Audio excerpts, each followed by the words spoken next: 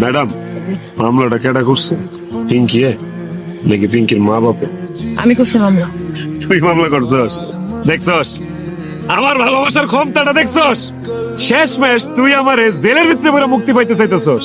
Madam, জীবনে কি কোনোদিন শুনছেন যে কোনো মানুষের কুত্তার মতো ভালোবাসে?